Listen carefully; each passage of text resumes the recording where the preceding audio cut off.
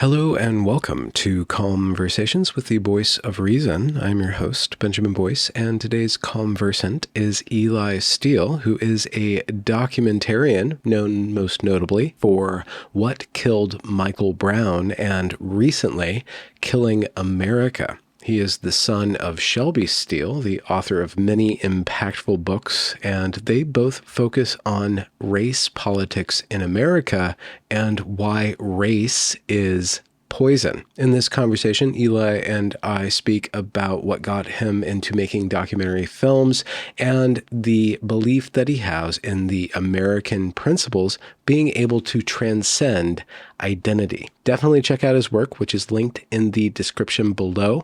Eli, as he says within the interview, is deaf, and so I've gone through and hard-coded subs. So if you're listening to this as a podcast, do know that the video has the subs if you want to read along. Without further ado, here is Eli Steele.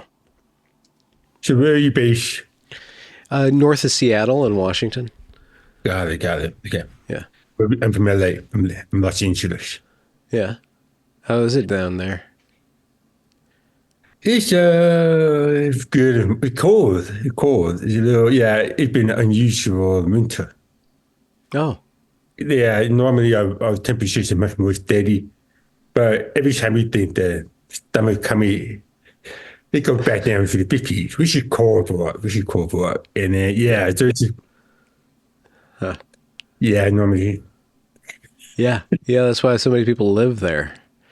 Yeah, no, I was up in Bellingham, Lopez Island about a year and a half ago. Beautiful up there. It was beautiful. It Yeah. was a really nice break from LA. Yeah, it really was. Yeah. I'm just south of there. That's gorgeous country.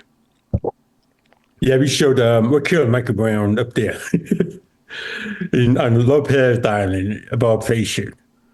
How did that go over? Well, yeah, I mean it was interesting because you go there and the Black Lives Matter signs everywhere. The town was fighting over there, and you're like, "Well, are there any black people here?" Like, you kind of, and like maybe it's two, and apparently those two black people just not even political; they just want to be left alone. So I guess there's more, I guess, white on white, like the white politicians, the people put the big Trump flag up, destroy counter, the BLM flag. So that was interesting, Steve, because in LA we really don't have that. Usually in LA is more private, like we don't really display. Oh, really? I, I mean, maybe after George Floyd, yeah, but not after about this month it started fading away. But Hmm. now in Lopez Island, it was Yeah. very There's a much lot of virtue signaling up here. wow. Yeah, why? Why? That's a good question. Yeah, I Uh, don't know. have you studied that? Because the stuff that you document is really about virtue versus reality. Virtue gone awry, maybe? Yeah, my grandparents actually buried in Seattle of all places. They ended up there, and so I spent the first 10 years of my life up in going up to visit them in Seattle. My grandmother, particularly. So I mean, I don't know the region well enough, but I haven't really been there since 1984 or 85 when my grandmother died.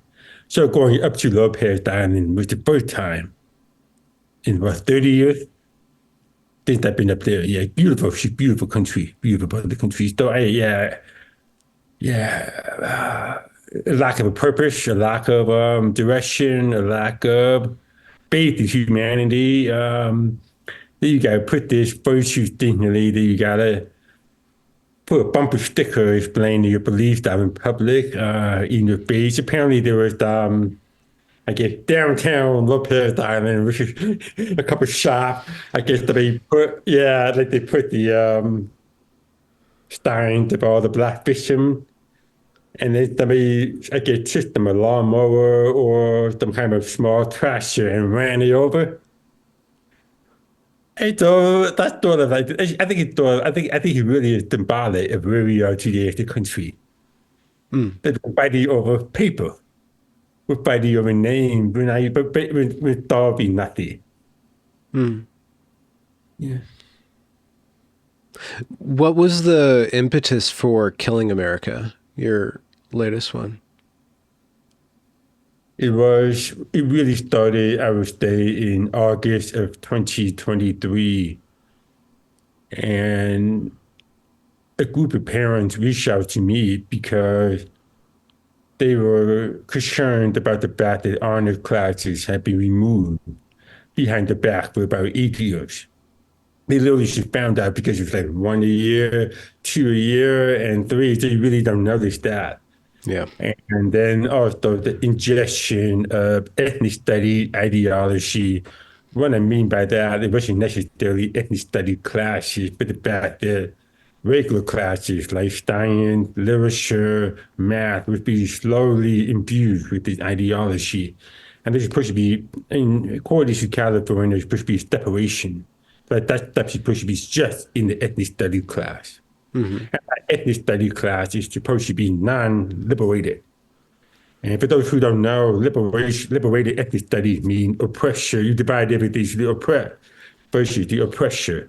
Because most people think of ethnic studies as a new version of history. We're going to learn about the history of all these people, which I think nobody really had. I particularly think the word ethnic studies is tainted, but at the same time, nobody really objects to learning about history, learning about what happened to the Chinese with the Chinese Expulsion Act, the Japanese for the internment camp, the Irish being off the ship to America and they go into the war. I mean, there's all these different things, but that's not what was happening. And it was more liberated versus, I'm sorry, oppressor versus the oppressed. So I was thinking, going, okay, we've been kind of covering this for a while. So what's new about your district? And they said, well, Stanford University is still creating all of these t-shirts, and these t-shirts are coming into, because we are located in Stanford's backyard. Yep. And I said, oh, that's an interesting angle. So that was sort of the angle that we were going to pursue. The Stanford kind of escaped the bullet. Uh, because then October 7th happened. And then the anti-Semitism in the Bay Area sort of exploded. And they said, you know what? Is there a connection between honor classes going down, which sort of means is general education, the quality of education going down? And then you put the ideology into that and turning the kids into activists and into that oppression model. Is that related to anti-Semitism? And so that's what sort of, I said, okay, now we have a documentary. We have something that we can investigate. So that was how Killing America was born. Mm.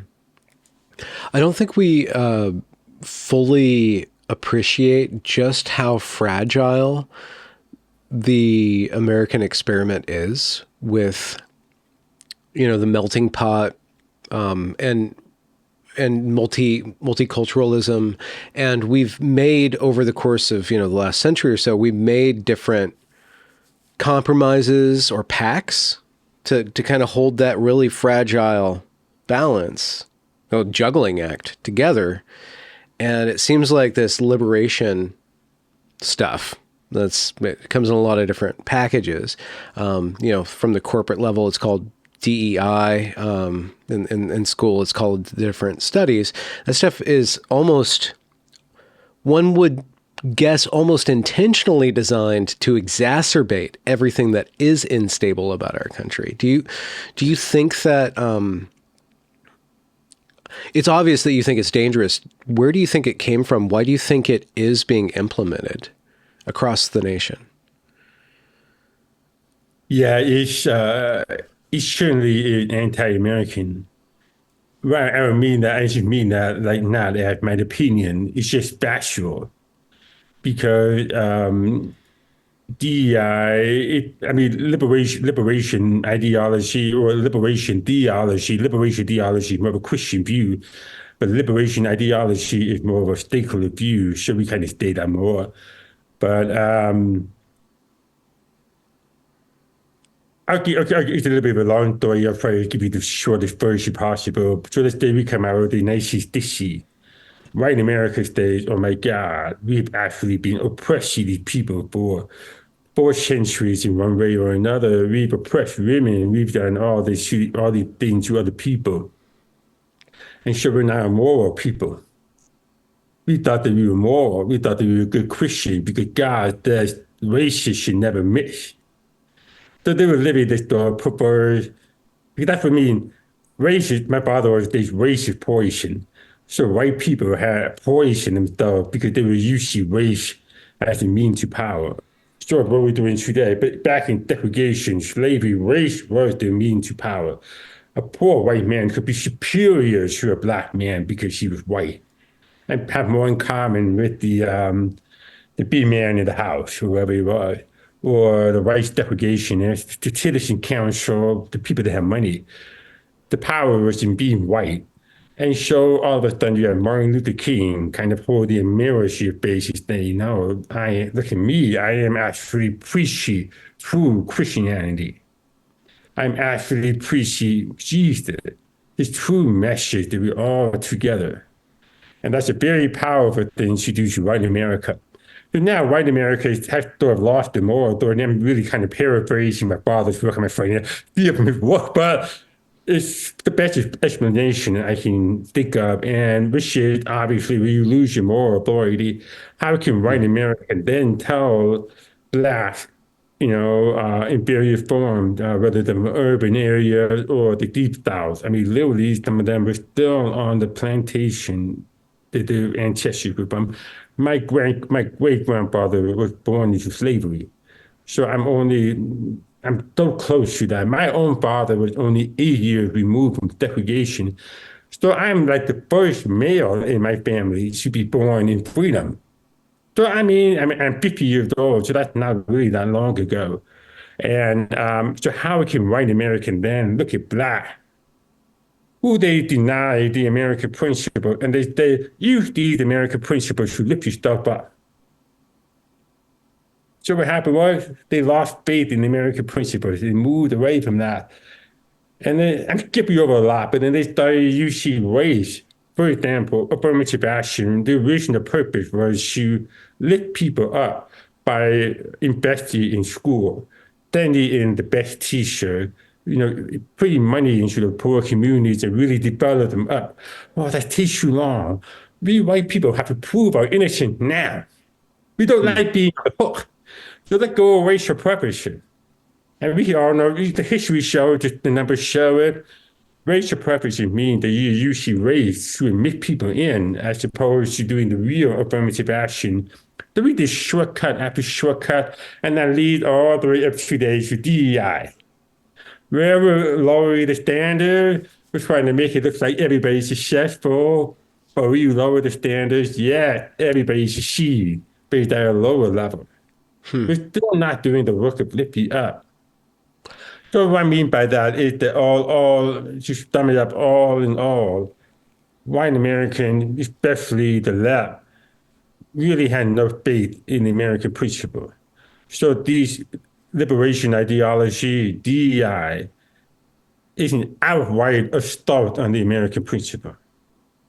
And so that's why I call it fundamentally anti-American. And so the irony is somebody like my father or somebody like myself who say, no, no, no, no, no. We want the American principle. It's our turn. We never had them. We never had them.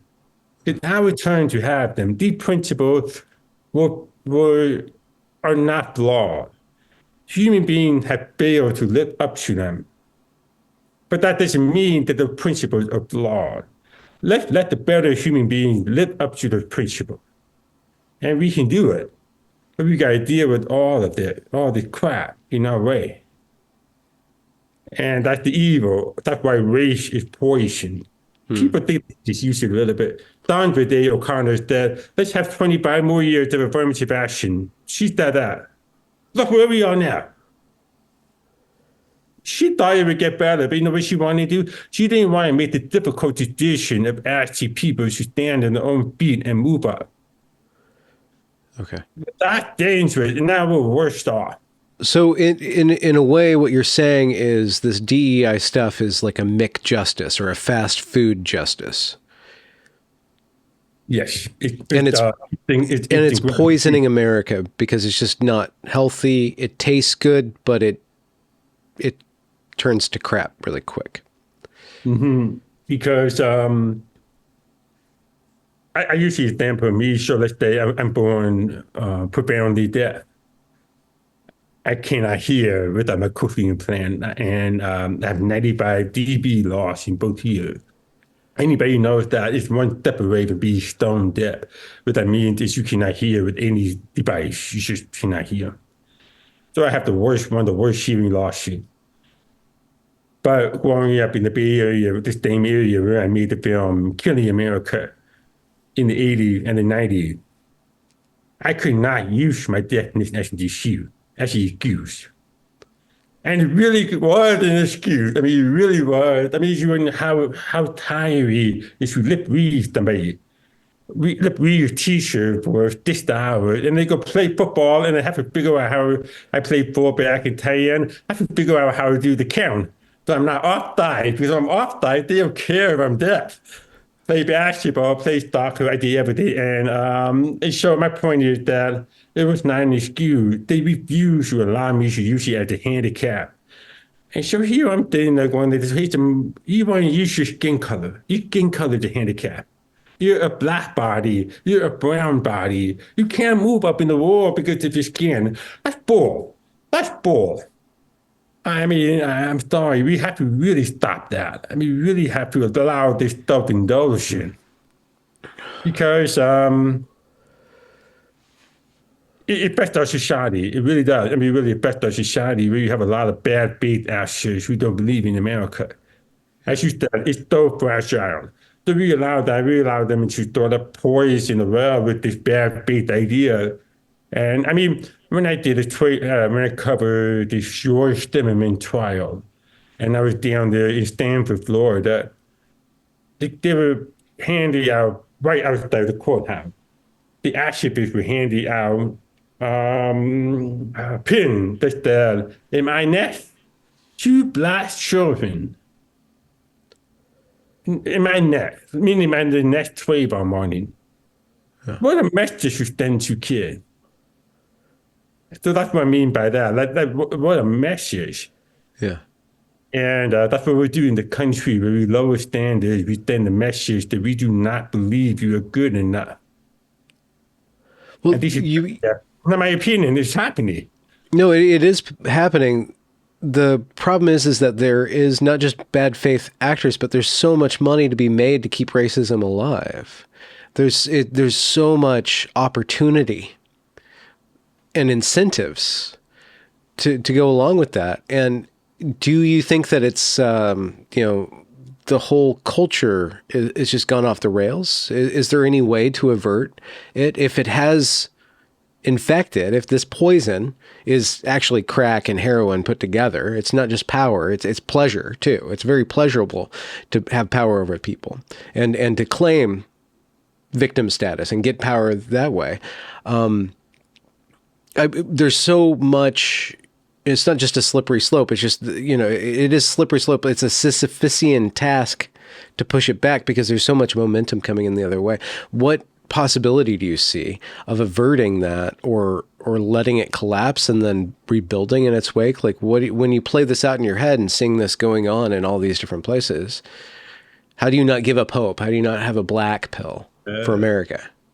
Yeah, I think it really starts with all of us, the individuals. I mean, I've had a lot of conversation, with white people where they say, "Oh, I can't speak up or lose my job."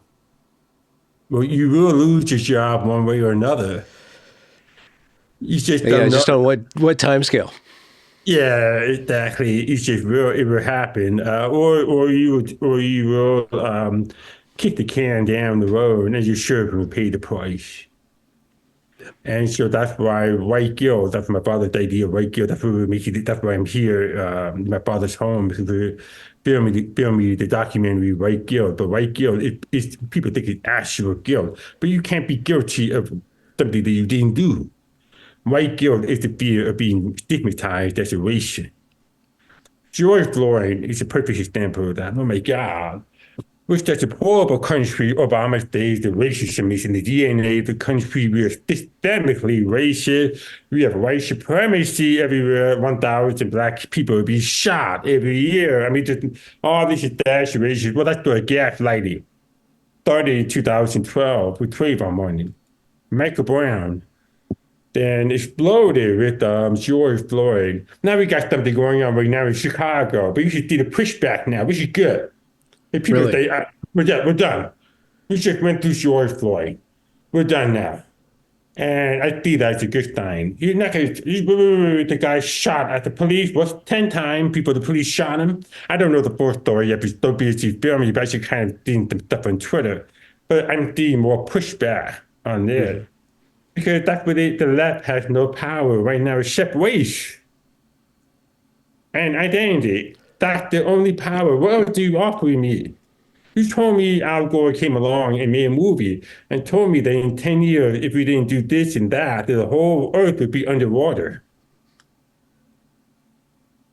Well, what do you want me to do? He said that. He was the vice president of the country. It didn't happen. Yeah. The race identity division, DEI, equity, created the entire government. A lot of people don't know this, but Biden put the entire government on equity principle. They have equity police now. Well, how is that going to work? And the people don't understand when they talk about equity in terms of how companies and institutions behave. But what happens when you move to the customer side? And the customer starts saying, well, I can't get this part, so you need to charge me less. Or, I mean, I'm just saying we're not even there yet. It's just they keep Yeah. going. I use Peloton as an example. I love Peloton, but I'm there. I cannot wear there because of the sweat. I get no music. So why am I paying for the music? Yeah. Right. So Peloton needs to do a scale for me. When you think about the labor, think about all of that. That was and the lawsuit. I mean, it was just. I don't know if they will ever come to that, but I would not be shocked. But it's just you should keep moving. I mean, yeah, Yeah. Yeah. it's lava in the way. Yeah. I guess this is a good way to segue into the documentary you're working on right now with White Guilt. But you brought up the left scrambling for power and using race, identity, guilt, but it's based on fear. Like back in whenever they do bring up climate change, is they're trying to mobilize people to go along with their agenda through fear, through negative affect, through negative emotion. I'm wondering what you and your father's work has covered on that and on kind of deprogramming ourselves to not respond to these prompts of, I'm guilty for George Floyd, or I'm guilty for, some sort of phobia of some sort because I live the life in the way that I do, or I have the privileges that I have. Yeah, I mean, I think the answer is already there, which is the American principle. Okay. It's not special. I mean, you're free to do what you want. You should, as long as you have the laws in place, you should fight over the laws. I think everybody should always be fighting for better laws. If you like a law, you have pathways to do that. It's not a fair country. It really is not. I mean, there's always people that get certain advantages and so forth. And yeah, I mean, I've done that before. You should see that in Chicago. I mean, Chicago is one of the most corrupted cities. In LA, I got screwed over many times by the local government. It's not fair. But you start to think, oh my God, really, you give me a refund of half of what I paid? Because you can. And so I'm just saying, but the thing here is really what the left has really been very good is casting down on the American ideal, cast it down on that. A perfect example is when Obama said, "You didn't build that." Well, when you did that, does you people, when you hear the president of the United States say that you didn't build that, you didn't do that on your own. It's never your own. Well, what a bad idea to convey to people because, yes, we are a community. Yes, we are all of that. But it does take our personal initiative to start something, to stay with it, not to give up that commitment and still do to the end. And if somebody else will come along and build that. Like the technology that I use to make documentaries was built by somebody else. Yeah. Yeah, I couldn't, but I'm the one that goes out there and makes the documentary. I take the tour. So it was just a very bad idea to put into the American public. Elizabeth Warren, all the people were saying that. It's poison the idea. No, you need to be more like Reagan. I mean, put on a, I mean, I'm not saying this is about a Republican thing, but Reagan, I don't know if you'd be even Republican today, and the parties are still faster, Yeah. but there's hope in his voice. I'll give you the perfect example. Go and watch that movie about the miracle on ice, about the United States hockey team beating the Soviet Union, I think in 1980. They played Jimmy Carter's famous speech in the Malay. And Jimmy Carter is saying, it's a beautiful speech, it really is, saying we have to accept that we are no longer a great country, that we have to go down and be one with the other. And we are in a malaise because we had the stabilities, right? The Vietnam War, the oil, all of that. And then Reagan comes along and says, no, we are a great country, have faith in yourself. We are the city on the shiny hill, hope, all of that. So that's why I'm sort of using that as a model, that we go through cycles like that, where we lose faith in the country, gain faith in the country. But that's what we really, as people, really have to understand that the American principle are so fragile. I mean, there's something to aspire to. They're not given to you, but they are your tool. But you must have faith. You must have that vision yourself. If you don't have that vision, yeah, I'm away. Because So I want, I yeah, asked you about the hopelessness and that of the enemy of the American principles that we see ascendant, or at least at its apex, hopefully. And you say hopelessness is not the right tool to have. It's hope. yeah, So rejecting a black pill, in essence. yes, you have to. I mean, that's why it's not, that's why the Reagan or Jimmy Carter, it's not a Republican or Democrat thing for me. It's just hopelessness versus hope. Yeah. Well, what do you want to live your life by? So you go, oh, well, as a white man, I can't do it. Well, why are you calling yourself white? You've already bought into the poison that the left is trying to do, which should make you into an identity of immutable characteristics. You lost. You see that on the white now. The white now is running towards victimization. They are, and they're saying as white people were victimized. Well, you already lost the battle because white or black or anything is so inferior to American. Being American, because there's studies that show this is a factual that just use a black student that goes to the UCLA, and that black student pursues merit, works very hard, gets to the top portion of the class. They're more likely to have diverse friends. They're more likely to have a more worldly view, because success associates with success. It's a student, and I speak from my own personal experience. I've seen a black student, this happened, a black student that I went to graduate school with. She decided she goes to Santa Monica every night, club, eat out, or he get put on academic probation. When that happened, he's Mr. Black.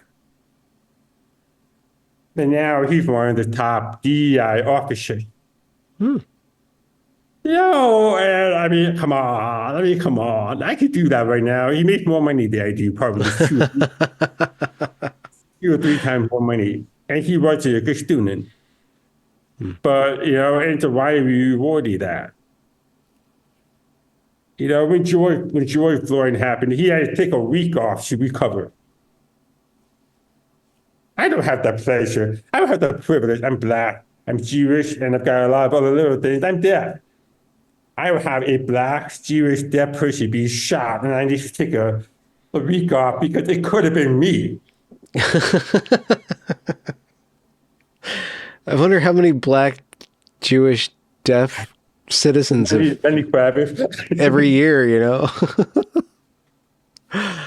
Well, I'm just saying, I mean, I know, but the point is that, we obviously study show that, I mean, look, we're a country of about 330 million people, and yet, if I was to do I have a degree in public policy, and if you were to say, okay, 1% of America could be shot by mistake, most people would say that's acceptable. We're so much lower than that.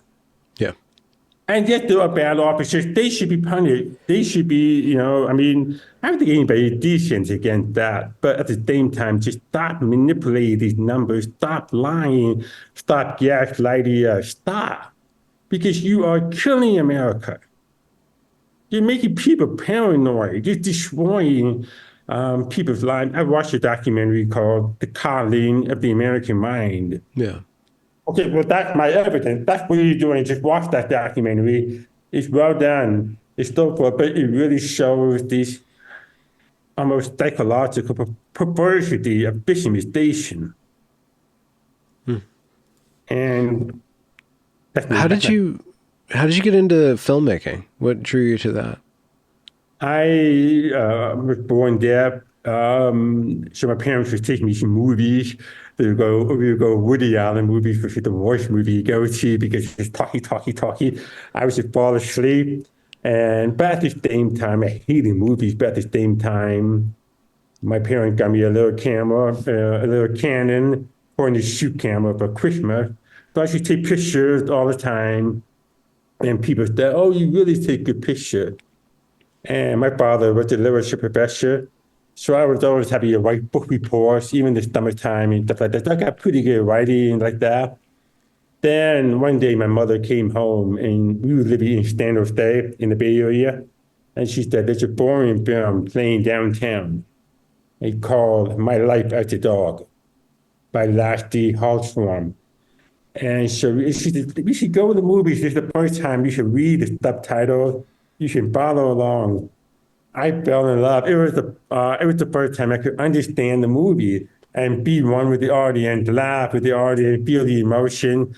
So it was a very powerful experience for me. And so I went that way. And at that moment, I said, okay, you got the photography, you get the writing, you should bring that together and create documentaries or something like that. So I started literally by the age of 14. I made my first documentary. What was it about? Oh, it was actually about Rachel like being deaf. And so I interviewed all these deaf kids around the Bay Area. Yeah. So I'm still doing the same job now. Yeah. Why documentary? Why not, I don't know, superhero movies or some sort of avant-garde stuff? Can you repeat that? Why documentary? Not avant-garde or superhero movies or something like that?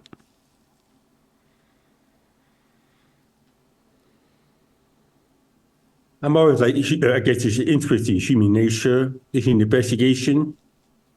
So like even killing America, that's an investigation into these people's lives. You get to sit there, talk to strangers, just like you're doing with me.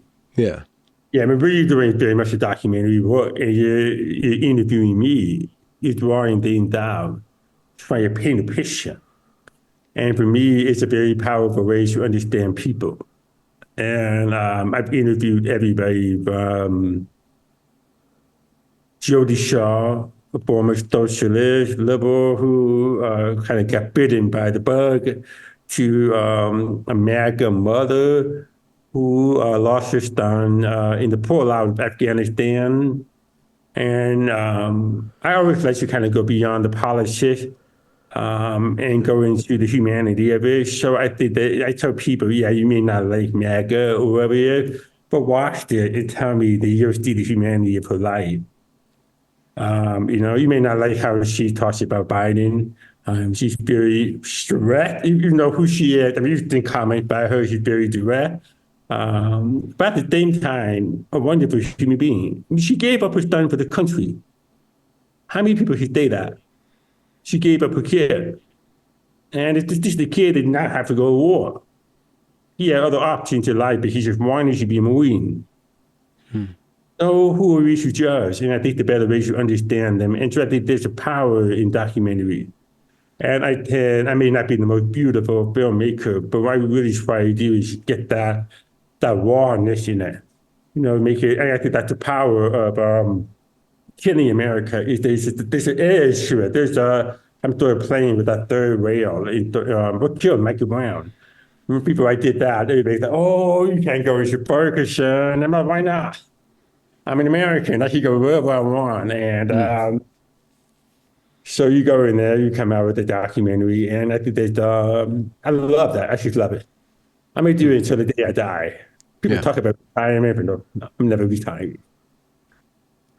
Why do you think you've gravitated towards, even though you say you want to go beyond the political, why have you gravitated towards the political? Michael Brown, Killing America, a lot of the stuff has to do with identity.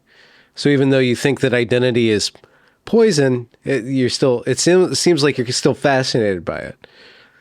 Because like what killed Michael Brown, the political level of it was, if you went by the DOJ report, it was you had two DOJ reports, and one of them was there's no evidence that Darren Wilson behaved with racial animus towards Michael Brown. Then the political came in with the other reports that no, it was systemic racism. So we go in there with the goal of basically going through that to the humanity of the situation. That's what the title of it is called, What Killed Michael Brown? And it's all about the humanity. So we are going beyond the politics. And a lot of people, let's just dismiss me or my father as the white rain because we don't necessarily conform to what the left say.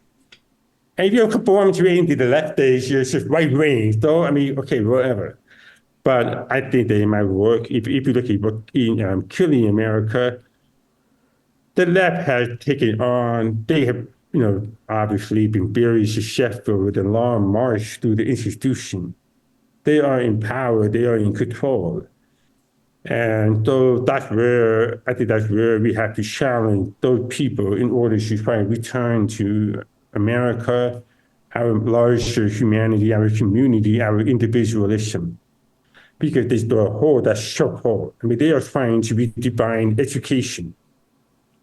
Yeah. And that's a very powerful way to, we see the damage already.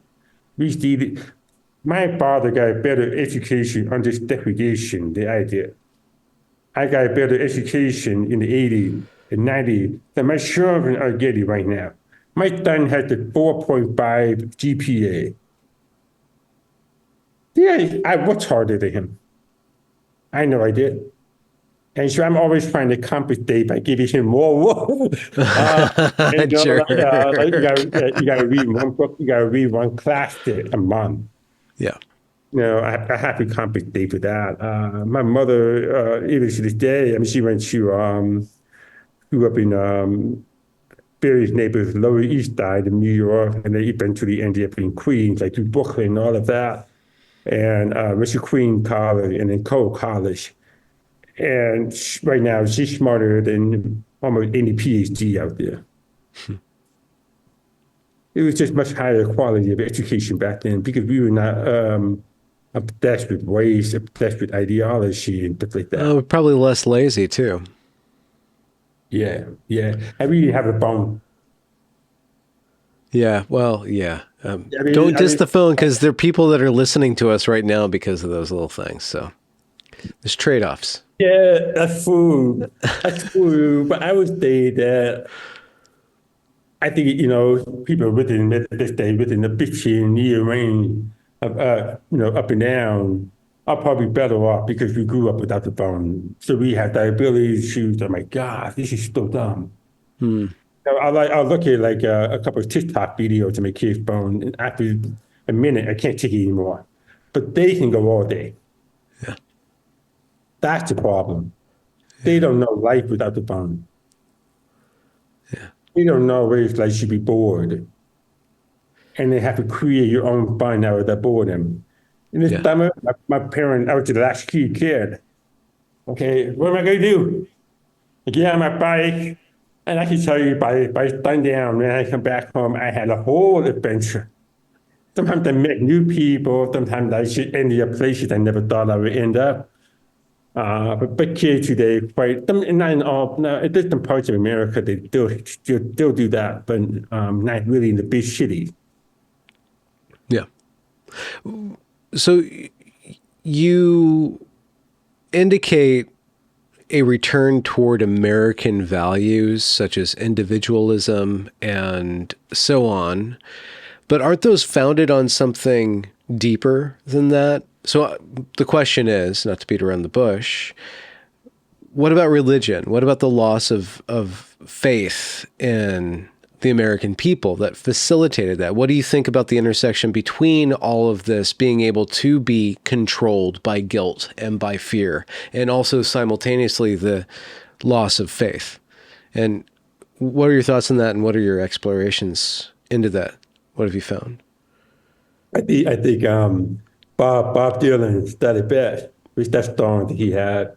Gotta serve somebody. You have to serve somebody. You always serve somebody. So if you have religion or faith, or you replace it with something else, and what worse than to replace it with than politics, race, identity, immutable characteristics. So these people do have faith.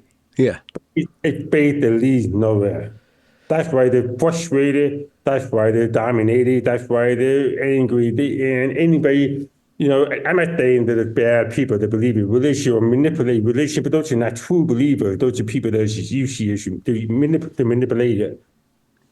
Some of the strongest people I know today are people of faith, and I'm not saying that they are necessarily maybe they should believe in something. It doesn't matter what. I mean, my parents said, who raised you know the Jewish religion and the Christian religion, you should decide what you want to do. I decided that I have my own relationship with God. My sister decided that she would go into the Jewish church. She married a Christian that raised the kids Jewish. Her husband still does practice Christianity, and a lot of times they will also go to church on Sunday. They make it work. But the point of the overarching issue, you got to believe in God. And there's always a lot of overlap in a way. I mean, there's, the Old Testament, the Old Testament and the New Testament. So I think it's a very powerful thing. And I think there's an arrogance in people if you believe in something larger than yourself. Because you believe in yourself, that will lead to narcissism, that leads to, it's just, so I'll give you a quick story. So I did this thing for Fox News where the Pastor Corey Bush on the south side of Chicago. I met him originally during what killed Michael Brown. He was the pastor. There's a gangster there. About in 2011, if I remember correctly, there was just a motel across the street. Prostitution, drugs, murder, all that stuff. After his service, he feels, according to him, the hand of God. He walked across the street, put the ladder against the motel, goes to the roof, and he stays there for 94 days, raises $400,000 to buy the motel and tear it down.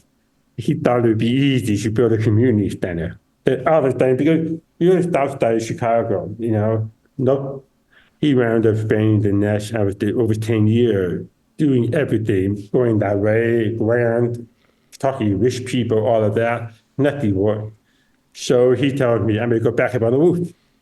And I'm like, well, roof, the motel's gone. So what he did was he got shipping containers, two of them, like four of them, they're 2 levels high. Build the roof on top of the shipping container. If you go to boxnews.com and type in rooftop revelation, his name is Pastor Corey Bush, or the rooftop pastor. You see everything there. So he goes up there. He says, I'm going to spend 100 days and I'm going to raise $40 million. I'm like, okay. $40 million in 100 days through the winter to be keeping up November. Yeah, November.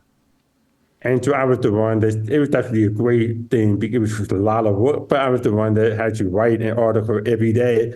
We had to do a video every day. And it was great because we brought all the voices of the South Side of Chicago So you got to hear them directly, not through news media. Some of them were 30 minutes long, 10 Yeah. minutes long, 40 minutes long, but you hear directly from people in that community. But going back to the issue of faith, so he said, let me go up there.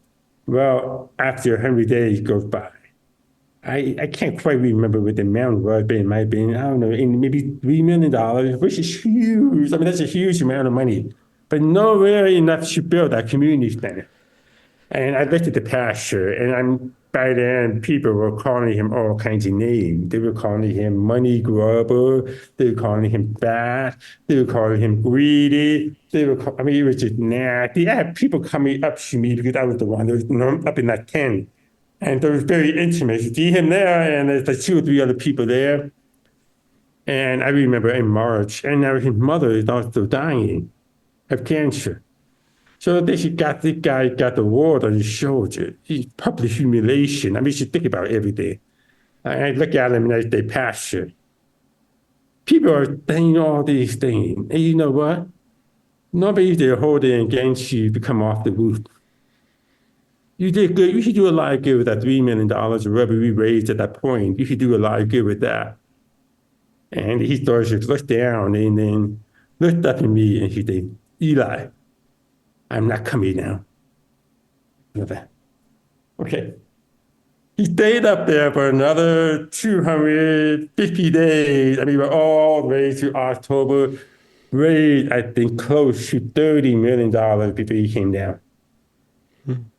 I was just talking about that because we were filming my father right now for this White Girl documentary. The guy that did all the filming on the roof is helping me here. And we were talking about that today. And how do you have that faith? Because if he had given up, where would he be now? Nothing. Right now, if you go on to Twitter or X, and you look him up, you see the updates, you see the community center being built right now, a 30,000 square foot community center being built in the old block. Now, everybody, if you know Little Dirk, if you know K-Bond, the big rappers, this is one of the most violent neighborhoods. And he's building a community center right there, no government money, nothing, all private citizen money. He figured out a way for people respecting him because of his faith. And so that's the power. Well, that's America. He did it. He did what he's supposed to do in America. He didn't wait for the government. He didn't wait for people. He ran and did something. And he articulated over and over reasons why of what he was doing, responsibility, personal accountability, all these tools. We're not going to raise the kids through DEI. We're not going to make them black. They know they're black. We're not going to do that. There's no power in that. We're going to make you the strongest individual possible because when the individual is strong, more of an aspect they become to the community. Yeah. You have weak people, you have problems, you have corruption, you have violence, you have big activism, you get poisoned. So that's my way of saying big. I mean, America was founded on the Enlightenment, on the Bible, it's just the Western civilization. It's just founded on that. And it's the most stakeholder, and it's a stakeholder-wise version of all of that. The American principles, the golden rule, all the laws that we have, a stakeholder version of that. And so that's sort of why I say, the American principle is everything. But, it's not stealable. It's not easy to steal. It's not easy to have faith.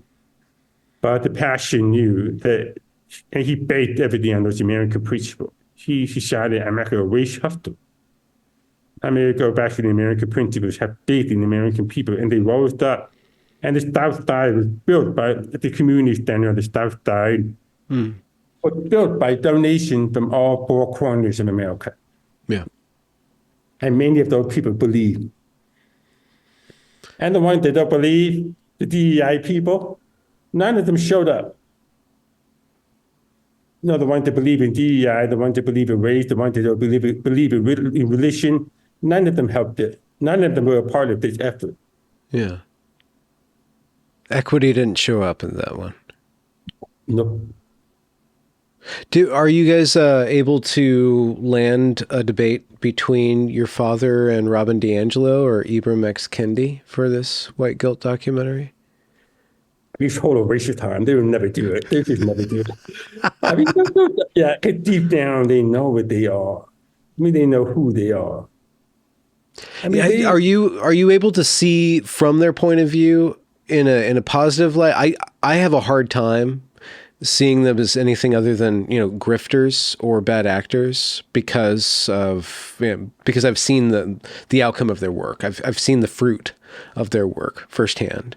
But are you able to depict that, to humanize that? And what do you see when you try to humanize that? The force that is trying to prey upon America. yeah. Well, Robin DiAngelo is obviously white guilt, and Candy is more black power. Because Okay. to the same size of this, opposite sides of the same coin. Oh, the yin and the yang. Yeah. So Convenient. really, that's my father states all the time: is white guilt is black power. Black power exploits white guilt. White guilt gets virtue from black power. From Okay. all that stuff goes back and forth. Um, I the way I could look at it is to sort of maybe give people perspective, but you can't go through 4 centuries of oppression without them sort of residue, without them sort of fallout. And one of them is revenge. You Resentment, did this to revenge. us. You did this to us. You use race to oppress us. So we're going to use race to get power. And I think a lot of these people, Kendi and Robin DiAngelo, or I might be judgmental here. I really don't think I am. Are inferior people.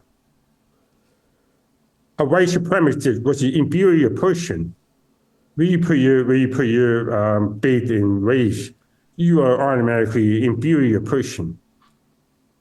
And stuff like that. So I'm not really making a judgment on them, but Kendi is truly an inferior person. And that's the most dangerous person in the world. Because smart people are so smart, but sometimes they can't do action. But inferior people just are so simplified. Revenge. We must lift this up. We must get justice by bringing black people up by any means necessary. And there's all this American crock, all this stuff. Because here's the thing: America is so complex and has so many things in place that you should always find them these to fulfill your truth. So you should go like this: all these rich people. Look at this white guy's father donated $1 billion to Harvard, and all 4 of his children get into Harvard. So yeah. You got a problem with me using race over here to do that. Well, the reality is that's one person maybe, but most of the people got it. My district got into Harvard, which I hold against her. But she got into Harvard. But she had to get into Harvard through merit. Well, yeah, so I'm just saying that she didn't shut the box or anything. So I mean, but it's a gross oversimplification. But what I'm just saying is they can always find certain things to justify their own corruption. And that's always becomes. That's why we have this sort of. But to answer your question, I think revenge, usually race doesn't mean to power, is really what drives these people. And Robert DiAngelo, the question for me, for her, if I ever asked her a question, was, how would you raise your own children who are white? Would you raise them the way you taught your black people? I've done it my entire life. Where I've been a white family, go like this, you must work hard. No excuses, you're the white kid.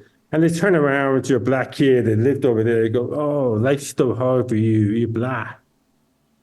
And so that's why my standard is always treat people equally, like no matter where I go, Yeah. because that's hypocrisy. So I think that's what a lot of it is. I mean, Kendi is so he showed up for a student session at a California State Northridge. I think they paid him. I mean, say north of $20,000. There's a 1 hour student session. He showed up 30 minutes late because being on time is white supremacy. talked for about 15 minutes, and from what I heard was starting rambling. Takes a few questions, and then he's gone. So you get half an hour for 20,000 plus dollars. It's a hustler. It's just a hustler. I mean, this is not a serious man. But I'm going to say one thing. Who put him in power? Yeah, who put him in power? White people, white guilt. So shame on you, shame on them. I mean, I'm not saying you personally. I'm saying you, the type. But when Jack Dorsey gives $10 million right after George Floyd to Yeah. assuage his guilt, and then kind of goes, "Oh my God!" A couple of weeks, a year ago, he was sort of going against Elon Musk. He was like, no, not he was sort of like, yeah, Ferguson was like a media creation. He said something like that. Well, you should give the guy $10 million. You got him started on this, and then he should populate the entire country with the anti-racist baby book, Yeah. and the people treat him seriously. And so white people, I'm just speaking generally, but it's just Yeah. when you get power, you really have lost faith in America, and that's why my documentary is called "Killing America" because you're part of the problem. You Okay. have to hold on to the principle, and when you hold on to the principle, they're not racist. They're not. They're principle. They're the result of a century of human development, moving our barbarity, moving our keeping Jews in the ghetto, moving our more into a healthy nationalism in that time, which was we are more than our identities, we are more than our religion, we're more than that. We are Germans, we are the French, we are all of this, and moving out of that. And so that's very ironic that today we are almost regressing people in the Enlightenment, where we're saying that race has more power. So we are not enlightened today. And we have to return back to that enlightenment, which is we are American. Has has your career, your projects led you out of America? Have you studied other cultures, and what have you learned if you've been able to do that about America from looking outside? Or you're very isolationist in your document? Barely raised any money for my stuff. Fair. It's shocking. I mean, we've only been able to raise $100,000. That's it. Foundations, a lot of them just won't give us money. Even with my father's name on it, they won't give us money. So this has been scrambling. So I would love to go. Oh yeah, I would love to do a documentary that story explores what's going on in France, what's going on in the UK, what's going on in other countries where our origin this idea affect the former colonizers and what that means for the Western world. Because I think a lot of people, Black people in particular, are very Western. We don't want to live under a religion or anything. We want to live free. And that's what we really have to start now. We saw what happened with Israel and Hamas. And I think that's where it was shocking to see a lot of people, even on the right, not understand what was going on. They took almost the Ukraine-Russia situation and just imposed it onto the Israel and Hamas. America, but we are isolationist. Oh, I mean, really?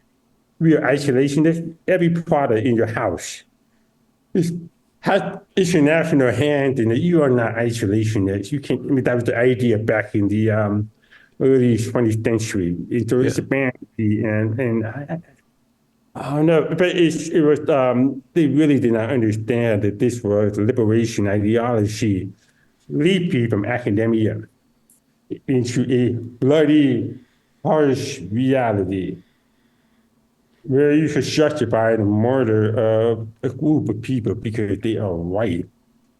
You should erase 5,000 centuries of oppression and make them white.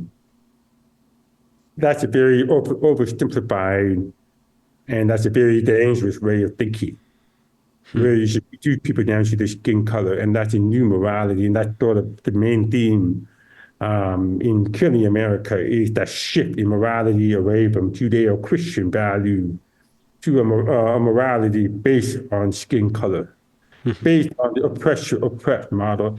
If you don't think they were there, you're fooling yourself. It is happening. Just listen to a teenager talk today.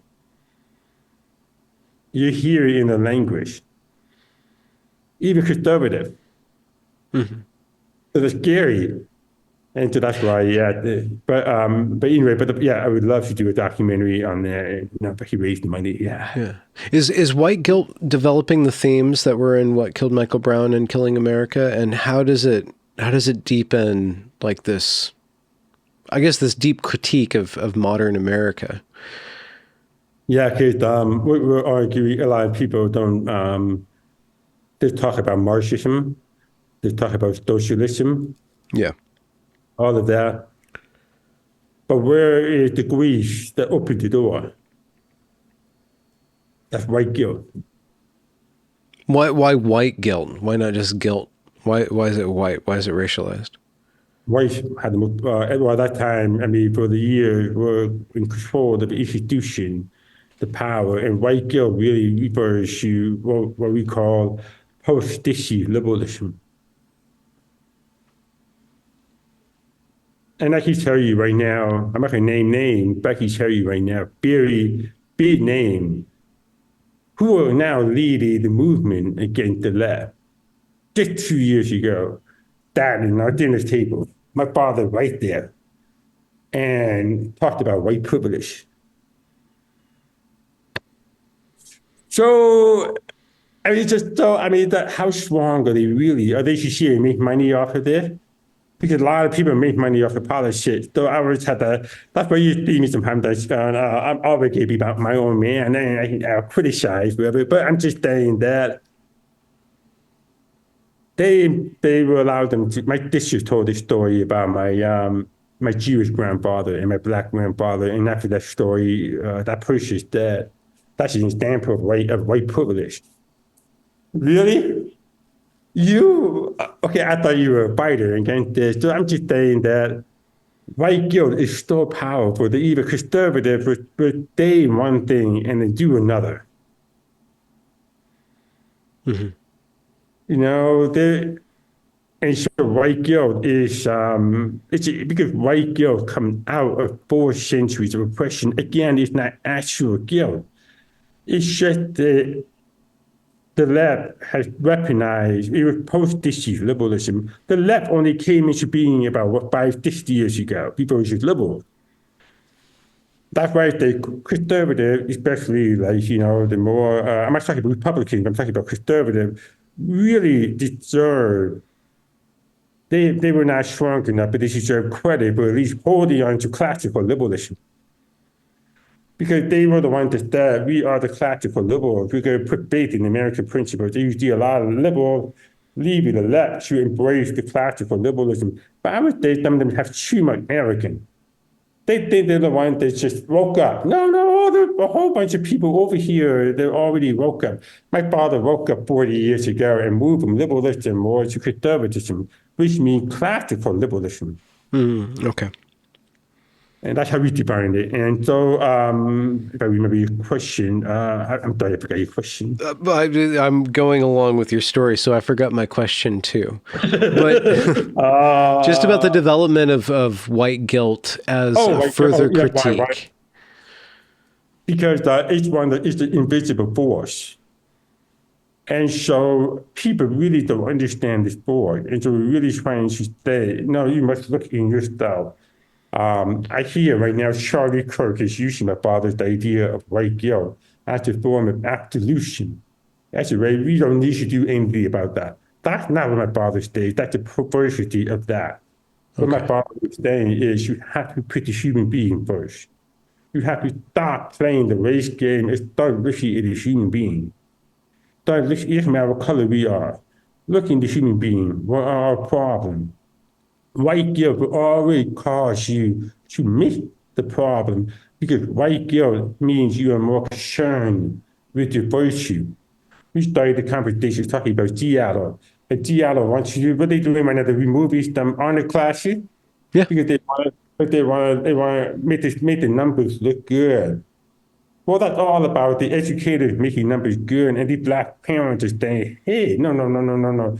You're not going to take away the ladders of opportunity for us. So the very same people, they talk about how we have a fixed intergenerational poverty, violence, are the very same people that remove the ladders of opportunity. So they get the first shoebox raise, right? And we get food on the other end. Well, that's white guilt. So people can, and then people are sort of dismissive of the idea, but it really is one of the most powerful phenomena. We can't come out of 4 centuries of oppression without some residue. And so we have into right, so when we're saying about right guilt, and do you really, literally have to move beyond that? You have to move by the concern of your image. You have to move beyond race and really truly figure out what's wrong with the country and start helping people. Don't worry about the history. There will never be justice. We're not going to get justice. We're not going to get justice. My grandfather, Jewish grandfather, lost his entire family in the Holocaust. And my dad asked him about that, about justice. And my grandfather was like, what's justice? You should give me money, you should give it, but you will never, ever pay back. My family, on the black side, how far do we go back in slavery? You can't give us justice.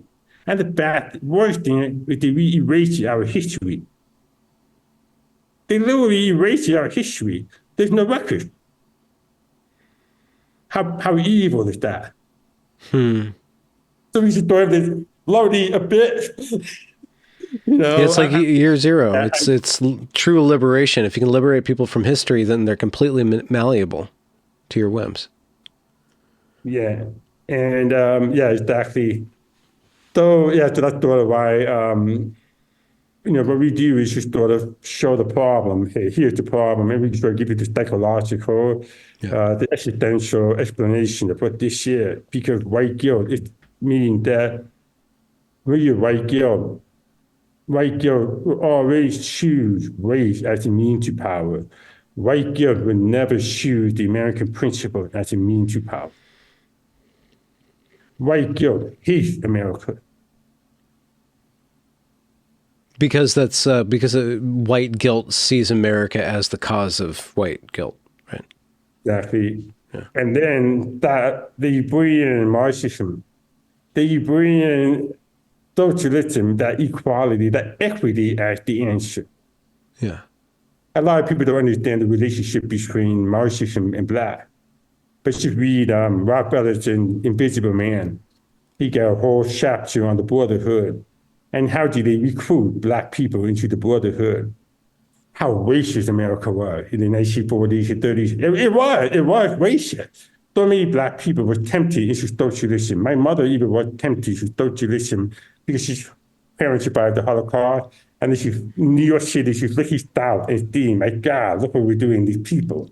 And socialism sounds so attractive. But they realized, oh, wait a minute, in order to do that, I have to betray America. And so white guilt and all of that, so that's where the missy piece here in this whole conversation is white guilt. It's the oil. It's what makes things work. Ben, you're racist. They step out of my way. And what happens is I go there, hey, Ben, you got a job over there? I'm going to go over there and tell your boss how racist you are. You call me the N-word, Ben. And all of a sudden you're saying that, you step out of the way. I advance my agenda. It's that simple. Yeah. And in pre-Christian or pre-post-Christian liberalism, there was the faith of, Christianity and Judeo-Christianity, and guilt had a very specific lever of release. There's confession, there's reconciliation, there's salvation, there's forgiveness. There's none of that in this Marxist, woke, whatever you want to call it. There's none of that. There's just obligation and obedience, and then putting a lawn sign about all lives matter, or what? Well, no, not all lives matter, but Black Lives Matter, et cetera, et cetera, et cetera. What do you see as a right that can relieve our country of that white guilt? Is there like some sort of way of just letting it go? Some sort of performance just to let it go and Yeah, to move on? yeah. It's like Just let it go. every job I've ever had, every opportunity I've ever had is the race bar. It's a choice. You don't have to check it. Though, because I could get advantages over you. I mean, I have no idea where you grew up. I mean, I grew up lower middle class than middle class. And my parents are now in the upper middle class, the American dream.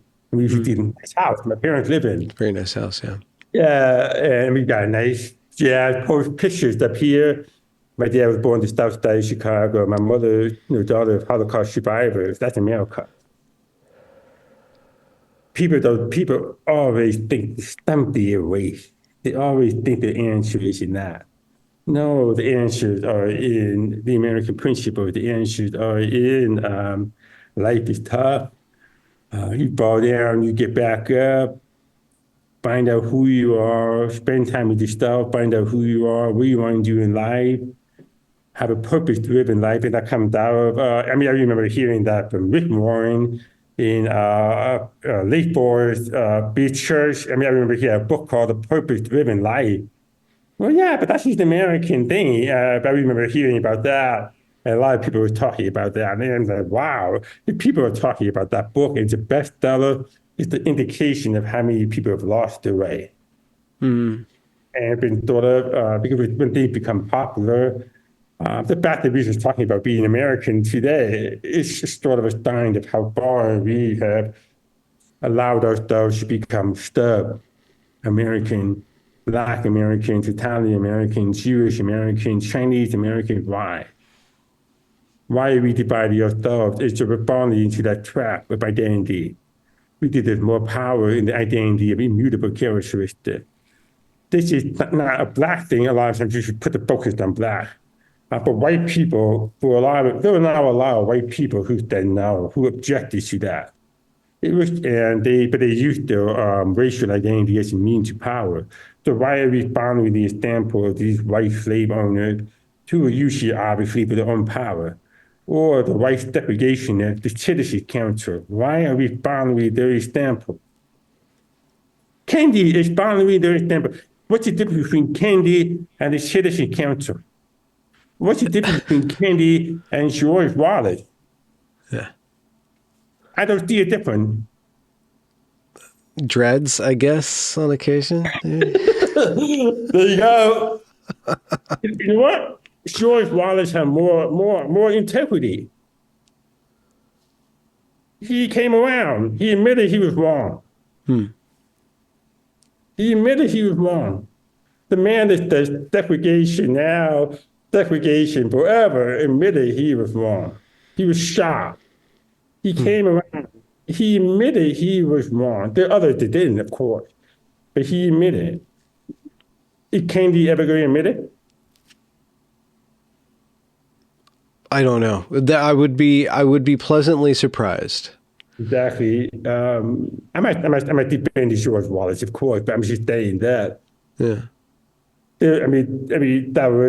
That you talked about earlier about like redemption, salvation, all of that. And George Wallace held on to racist power for so long, but he realized that he was wrong. There were other people that never did. President Biden believes in the power in race. He has to say, I've got the first Black female Supreme Court justice. Why? Just nominate her. Just use her name. I don't even know her name because you keep saying Black Supreme Court female justice. Well, that tells you more about Biden than it tells me about this woman. And it's just dirty. It's just dirty. It's like, when are we going to move beyond that? So I guess, I'm just saying, there's the idea of colorblindness has been rejected, but colorblindness is a discipline. because we are human beings, we are animals, we are primal, we make snap judgment, we use the thing. But the point is, you hold on to that snap judgment, where you move beyond, and where you see the humanity of the people. That snap judgment is trying to move to right. And it's just a natural part of that process. But Yeah. people stay on the left are trying to make sure you hold on to that snap judgment that that's really who you are. No, that's not. So colorblindness means looking beyond the skin, Yeah. the visible to the eyes, to the character of the person. It's a discipline. You have to practice this. Even me, who came from a very multiracial family, I have to practice it. Yeah. I don't know if that answers your question, but that's Yeah. yeah. One of the best part of the documentary Killing America and What Killed Michael Brown is your father's voice. He's just got such a great voice. I'm wondering how many takes does it take to get that, and how hard are you to work with? How much do you have to wring it out of him, or does it just kind of flow? It's just so pleasant. Killing America one take. Oh, really? Yeah, I should read it because I should tell them, yeah, this is about I mean, obviously he watched the documentary and he says, I'm ready to go. We should get in the mood for it. Yeah. Huh. Yeah, there's like maybe one part I might have modified a bit, but I'm not gonna worry about it. Uh, with what killed Michael Brown, or maybe one or two takes. And if I did like, one or two or three takes, I wound up most of the time, usually the first take. He just has that voice. I mean, I should just, when my kids were young, I was just go over grandpa, take the book, go over grandpa. And, he just had, remember, he was the professor. He always had that gift. He was a student body president in high school. When he was at college, and he was part of SCOPE, which is that it was a civil rights organization. He was the spokesperson. Yeah. He had that voice. Yeah. Yeah. What's your Can't think though. what's the part about documentary making that you just hate the most, like the most grueling part of it? And then what's the opposite, the part that you love the most? Yeah. Carry the equipment. Carry the equipment bad. I mean, I was talking about stuff privately, but I got hip replacement surgery coming up, like in about a month. Oh, to carry, I was just walking through the airport with two 50-pound camp bags. I mean, I played sports my whole life. I ran marathons to the obviously contributed, but I think it's that equipment just pounded directly down to the hip. Yeah. Yeah, that's no fun. I mean, I thought I was getting a workout, but no, I blew out my hip. Oh no. Oh no. Sorry to hear that. Yeah, so that's the worst part. Yeah, but otherwise, I mean, I always love it. I mean, it's just meeting people, get Yeah. you know them. In a way, the family might not even know them, or in a way, the friend might not even know them. You get intimate conversation with them. Yeah, and I talked to Jody Shaw, I talked to Paul Wachty, I talked to all these people. I talked to, I mean, everybody. I'm even with Killing America, we're like a little family now. Yeah. Yeah. Yeah. Your work is so beautiful. When can we expect? Well, I guess Killing America just kind of came out, and it kind of has been like suppressed in weird ways, algorithmically, politically, or maybe from some sort of DCMA takedown order or something like that. Yeah, so we released, okay, well, so what happened was today, April 11th, on April 2nd, I received a sheet and this letter from the student newspaper in high school. And I was like, okay, but it was basically saying that I used copyrighted footage without permission. And but my argument was the fair use doctrine, which allows you to use copyrighted material as long as you transform it. And you get more protection if it's factual as opposed to fictional. Yeah. Did you use the bare minimum? And does it hurt the person's ability to make a profit? And so clearly, I feel like I fulfilled all four on every single claim that the kid made, that the student made. Then so he gave me that on April 2nd. Then on April 4th, he decided she should go ahead and remove my trailer, which had a 2 second clip, a 2 second clip. So he gets it because he gets you filed a claim. YouTube and Vimeo take my film, take this trailer down for 10 days. Right in the middle of me trying to market this film, we had a deal with 200 million, 200 million, 200 Steeds. Yeah, I'm not that popular, but 200 Steeds. And without a trailer, without the ability to market it, and you see the trailer, it is a great trailer. I mean, really, it's a great trailer. All of that, and then she kept going, and so I said, you know what? At this point, I'm not gonna play your game. I'm gonna put the film on. Let's have this fight right now. So I put the film up on Friday. So Thursday, he removed the trailer on Friday. I put the film on almost every platform. By the end of Friday, YouTube and Vimeo took it down. And then 2 days ago, 2 days from this Thursday, Stepdad, which was surprising, Stepdad took it down. And so it's still on Twitter, X. I should say Twitter because I can't really say X. And Rumble. And so the big question for me is, if this is the law, then why is it still up on those two platforms and not on the other platform? And I think the big platforms just sort of go along with this because the ways to sort of escape liability, which I understand. If I had a company, I would probably do that. I would think stuff that necessarily agrees with the student and stuff like that. But he should maybe spend hours. I mean, hours upon hours having respond to the claim, having to talk to lawyers, having to, and I have two strikes against me on YouTube, and that's a platform for me as a documentary filmmaker. And I spent about 4 or 5 hours last night around making a documentary. So worth my time off, making a documentary. You gotta come here and do this thing so I could give it to some lawyers to review. What a headache. Hmm? What a headache. Exactly. And so I went through the claim. Come on.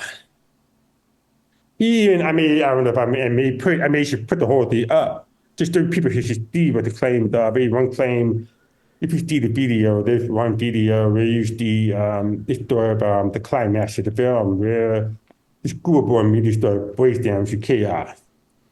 And the school board president, a black lady in a red shirt, is telling the Israeli father, like, hey, back off, calm down. We split the video into two. We split the video. We used one video, but what we did was we put a black and white image in the middle of the video, clearly transforming the video. There's some narration over it. And also, when he released the video, it was reported. But once you put that video into a documentary, you've already literally just transformed it because its opinion, its comment is already literally just by that content. The student in his claim ignored this transformation. He said, like, 5 seconds here is this video, and then ignored the black and white part. They said 5 seconds is this video. Just she thought, but you're lying right now. That's perjury. And so that's why it go through that. But and I don't know what the case is, but I know YouTube says, hey, we do have a fair use document. If you advise you should read it before you file the claim. And the tough thing about this is there's really no burden of proof upon the student or upon the person that files the claim. So it really becomes the weapon of censorship. Yeah. It really does, because you should take them down for 10 days. And then cost them money to figure this out.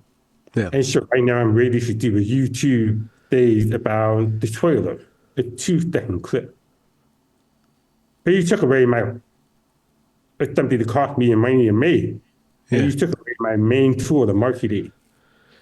And there's a larger context, which the school is obviously, the school district is very active. The principal of that school slammed the film the day after we showed it in Menlo Park, less than a mile away from the school, and invited the board. I get that. The newspaper emailed me, asked me for a couple of tickets, like the three or four tickets I had to email. And an interview. I say, yeah, this is the person you talk to for the ticket. I'll be happy to do an interview after the show. Never heard back. So, like, she started, I mean, I'm just give you the context. This is factual, this all happened. And so the principal on that Monday, so the film was shown on March 2nd on Saturday, and on Monday, the principal released a statement that slammed the film as ridiculous and a piece of propaganda. And he based that on the trailer. Remember, the film was not released. He based it on the trailer. Hmm. So educator, a man, a public employee is slandering a film that he's never seen. I mean, that sure shows you how corrupt this stuff is becoming, where they feel they're empowering a white shirt Yeah. to slam something. And then in that paragraph, he talks about black students. It's hilarious. I mean, I can't remember exactly what he said, but he's like patting himself on the back. Like, we had a great, I think maybe it was, maybe it was Black History Month, a great thing. And here's the thing, you guys just don't just justice warriors. You guys are fighting for black people. You claim you're fighting for Black Lives Matter. Well, if you want to play that game, I'm black. The guy that helped film is black. The music was done by black people in the south side of Chicago. So you white people literally up there, the richest neighborhood, are slamming a film that was made literally, my father is black, the narrator. Yeah. Slamming a film made on the south side. I mean, not on the south, but it's made by black people. I mean, I'm just thinking, I mean, that's the absurdity of race politics. And that's why that community right now is falling apart, because they use race as a means to power, and race always corrupts, and race will drive that community apart. It's not tenable. Yeah, exactly, because it's pretty paranoia. We find commonality in merit, we find commonality, because if you do something bad, we say, you know what, you didn't work hard enough.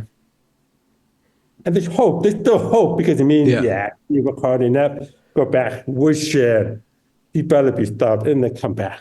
Michael Jordan, he didn't make the basketball team. Did he cry about that? They go, oh, because I'm black.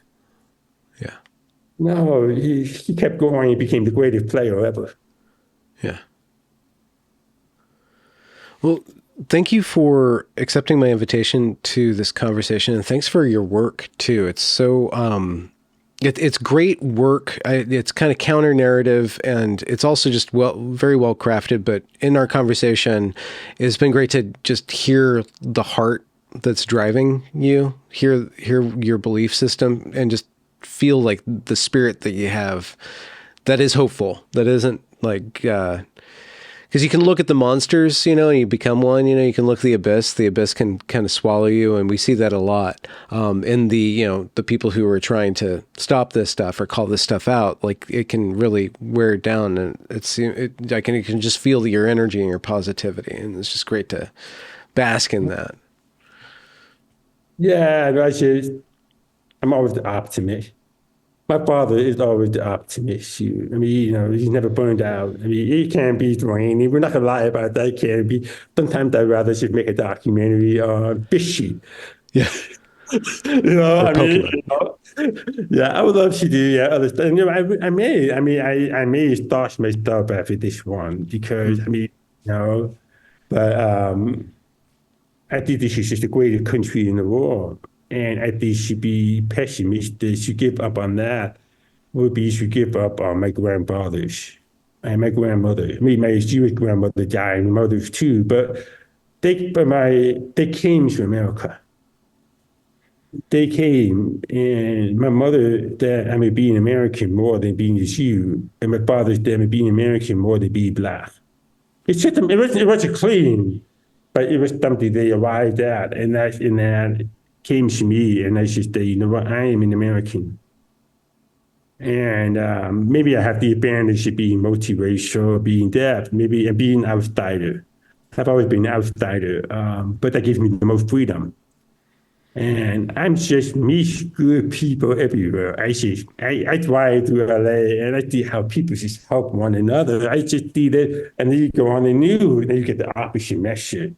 So I hold on to what I see. I live in Sherman Oaks. I live in right on the edge of Van Nuys. And then right behind me is the Panorama City, Pacoima, which are largely immigrant. You go to my Costco, it's immigrant and all Ralphs together, Yeah. Jew and all these Latinos all together. It's beautiful.